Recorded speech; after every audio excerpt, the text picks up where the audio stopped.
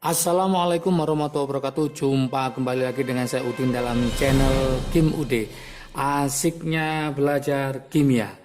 Materi hari ini adalah kesetimbangan ion dalam larutan garam hidrolisis part 1. Ini adalah permintaan dari teman-teman semua untuk membahas tentang sifat dari garam hidrolisis, apakah bersifat netral, apakah bersifat asam, apakah bersifat basah. Oke, supaya paham, jangan lupa sebelum saya bahas seperti biasa like, subscribe, dan komentarnya. Juga lonceng ditekan supaya tidak ketinggalan video terbaru dari Kim UD. Oke, tanpa berlama-lama kita mulai yang pertama. Kita akan membahas lautan garam yang bersifat netral. Tadi nomor 1, kita tulis di sini ya.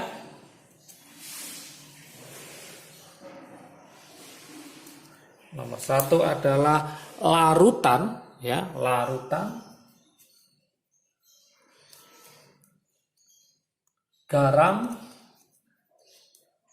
yang bersifat netral. Oke. Larutan garam yang bersifat netral, misalkan jika kita punya sebuah garam NaCl. Garam NaCl dilarutkan dalam air. Maka akan terbentuk ion-ion. Ion apa? Yaitu ion Na+ dan Cl-. Jadi nanti akan terbentuk ion Na+ sama Cl-. Reaksinya bagaimana? Reaksinya adalah NaCl Aq akan terionisasi menjadi Na+ Aq ditambah Cl- Aq. Larutan ya. Kalau kita cek di sini ternyata Na+ adalah asam konjugasi. Oke.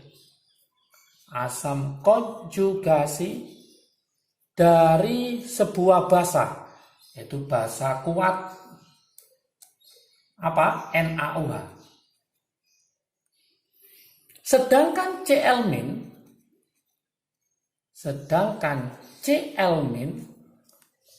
itu merupakan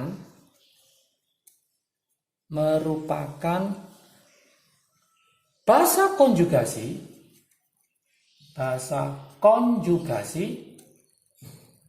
dari apa? Dari asam kuat HCl.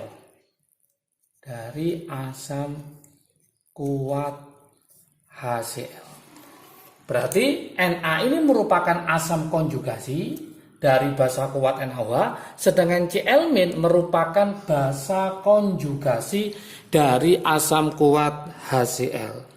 Oke, jangan lupa trik asiknya di sini saya tulis ya. Trik asiknya jangan sampai lupa. Apa trik asiknya? Bahwa basa Bronsted-Lowry ya, basa Bronsted kuat. Basa Bronsted-nya kuat, maka asam konjugasinya lemah.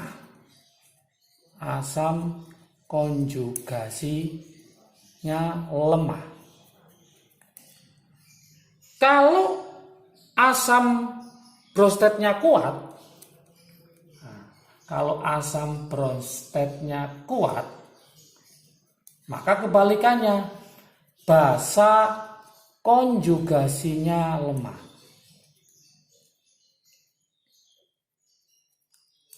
Oke, ingat, ini trik asiknya. Kalau asam Bronsted-nya itu kuat, maka asam konjugasinya lemah. Kalau asam Bronsted-nya kuat, maka basa konjugasinya adalah lemah. Maka dapat disimpulkan di sini adalah Na+ adalah asam konjugasi dari basa kuat NaOH. Berarti karena ini sudah basa kuat, Bronsted-nya basa kuat, maka asam konjugasinya lemah. Maka kesimpulannya Na+, nah, kesimpulannya dari sini Na+ merupakan asam konjugasi yang lemah. Asam konjugasi yang lemah.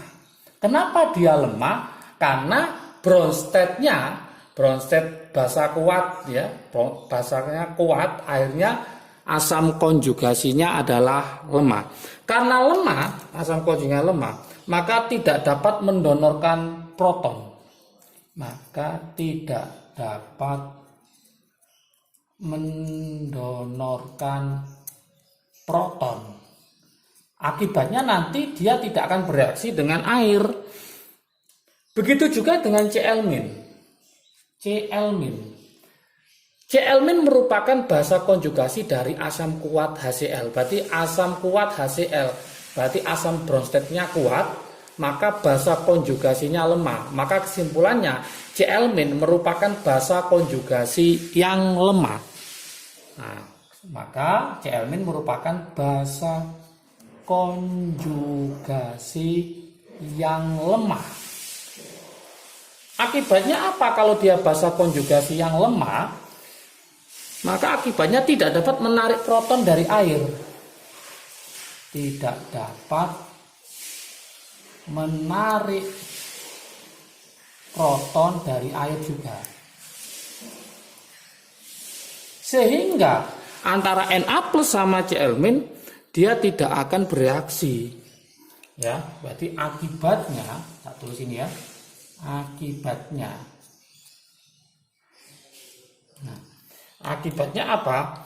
Na+ dan Cl-, Na+ dan Cl- tidak dapat bereaksi dengan air. Tidak dapat bereaksi dengan air. Ini penjelasannya. Untuk apa? Menghasilkan H+ dan OH-. Berarti kalau kita buat reaksinya, maka Na+ Ag ditambah H2OL liquid, maka tidak akan bereaksi. Kemudian Cl- Ag ditambah H2O liquid juga tidak akan bereaksi.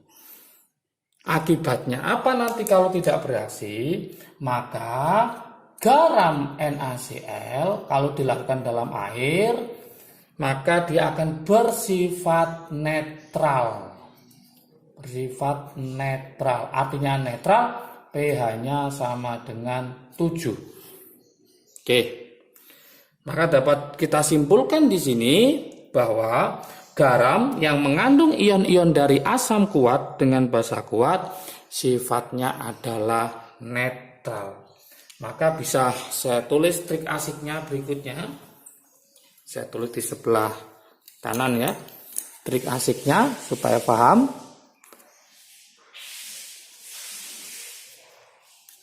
Oke, trik asiknya apa? Yaitu garam yang mengandung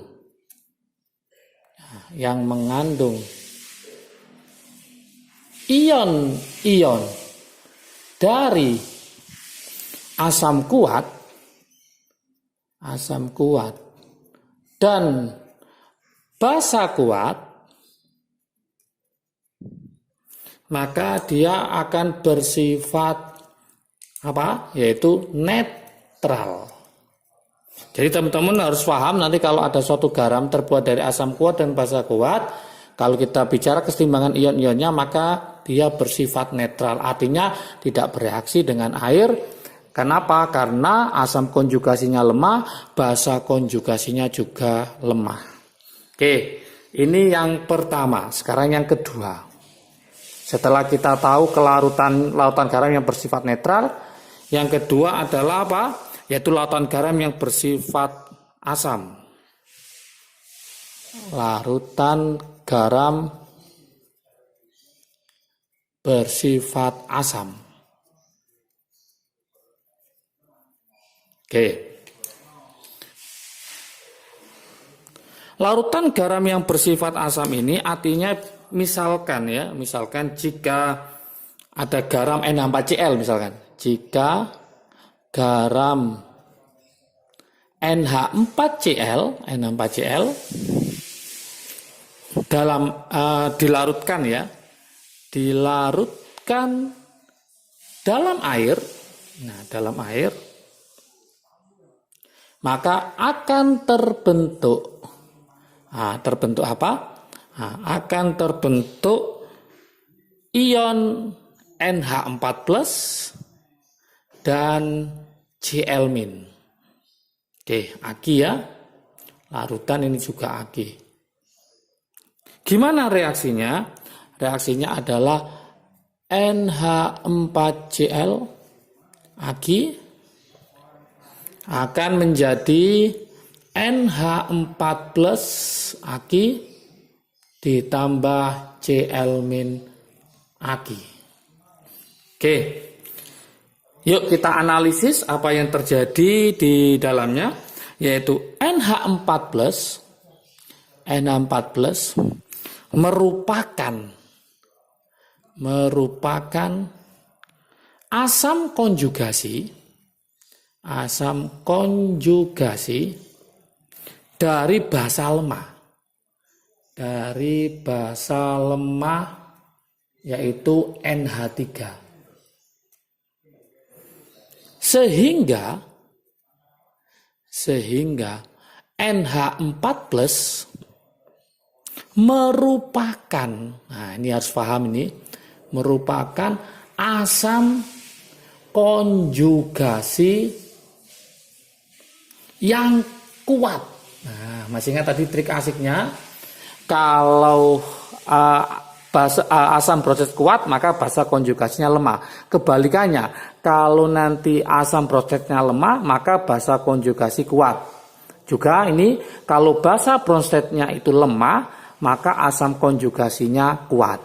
Ternyata NH4 merupakan asam konjugasi dari basa lemah. Otomatis kalau ini basa bromidnya lemah, maka asam konjugasinya adalah kuat. Berarti NH4 merupakan asam konjugasi yang kuat. Karena merupakan asam konjugasi yang kuat, maka dia dapat bereaksi dengan air. Sehingga NH4 merupakan asam konjugasi yang kuat yang dapat bereaksi dengan air. Yang dapat bereaksi dengan air. Dengan cara apa? Mendonorkan protonnya. Mendonorkan proton. Menghasilkan apa? Menghasilkan H3O+. Menghasilkan H3O+. Ini. Itu untuk NH4+. Sedangkan Cl-, nah ini harus paham juga. Sedangkan Cl- merupakan basa konjugasi yang lemah. Kenapa yang lemah? Karena asam bromidnya kuat, yaitu HCl. Sehingga Cl- merupakan basa konjugasi yang lemah dari asam kuat HCl ya. Dari asam kuat HCl. Sehingga apa? Sehingga tidak mampu menarik elektron dari air. Sehingga tidak mampu menarik menarik proton dari air. Sehingga dia tidak akan bereaksi. Berarti yang bereaksi hanya apa? Hanya NH4+, sedangkan untuk Cl- dia tidak bereaksi. Kenapa? Karena dia merupakan basa konjugasi yang lemah. Sehingga kalau kita buat reaksinya adalah seperti ini. NH4+ Ag ditambah H2O direaksikan dalam air, H2O liquid, maka hasilnya adalah NH3 Ag ditambah H3O plus Ag. Oke. Jadi kalau kita lihat di sini, NH4 plus akan mendonorkan hanya ke sini menjadi NH3, H2O menjadi H3O plus. Sedangkan Cl min, ya, Cl min Ag plus H2O liquid, dia tidak bereaksi. Kenapa? Karena dia merupakan basa konjugasi yang lemah. Karena menghasilkan H3O plus inilah, maka kesimpulannya larutan ini bersifat asam. Maka larutan bersifat asam.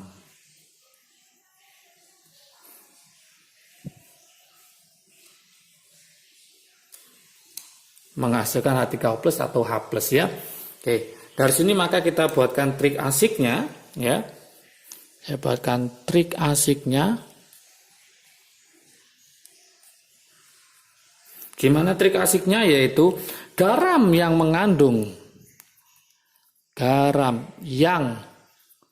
mengandung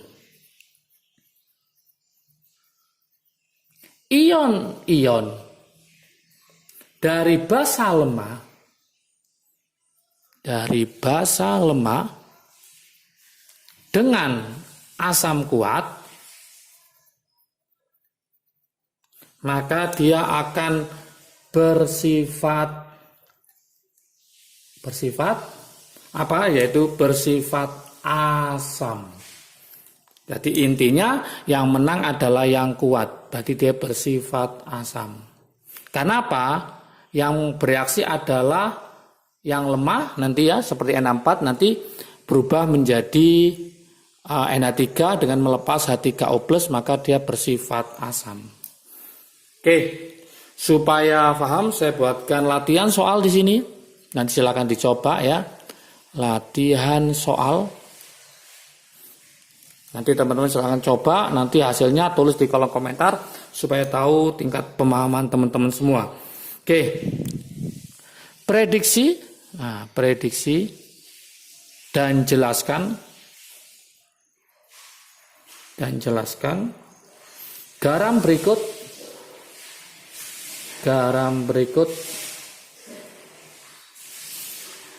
bersifat asam, apakah basa, apakah netral.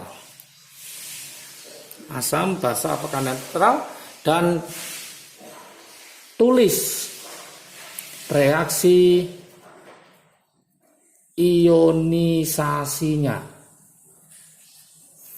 Oke, yang pertama adalah Na2SO4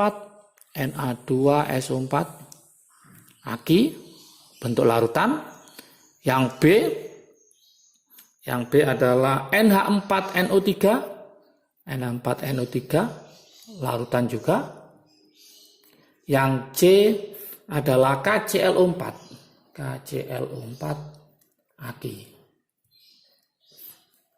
Oke, ada 3 soal. Silakan teman-teman prediksi apakah dia bersifat netral, apakah dia bersifat asam, apakah dia bersifat basa.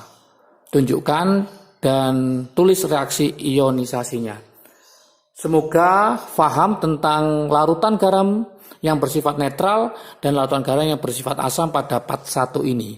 Selanjutnya part 2 lanjutannya, yaitu larutan garam yang bersifat basa sama larutan garam yang mengandung kation asam dan mengandung kation basa. Jadi supaya paham, jangan lupa nanti tonton selanjutnya, yaitu part 2 sama kesetimbangan ion dalam larutan garam. Tapi nanti kita akan membahas yang bersifat basa, sama nanti kalau dua-duanya berupa kation asam dan kation basa. Dua-duanya bisa bereaksi dengan air. Oke, kalau ini paham, maka materi hidrolisis nanti menghitung pH akan semakin paham juga. Jangan lupa seperti biasa kalau video ini bermanfaat bagi kalian silahkan di-share ke teman kalian supaya manfaatnya semakin banyak lagi. Jangan lupa like, subscribe, dan komentarnya. Juga lonceng ditekan supaya tidak ketinggalan video terbaru dari Kim Ude.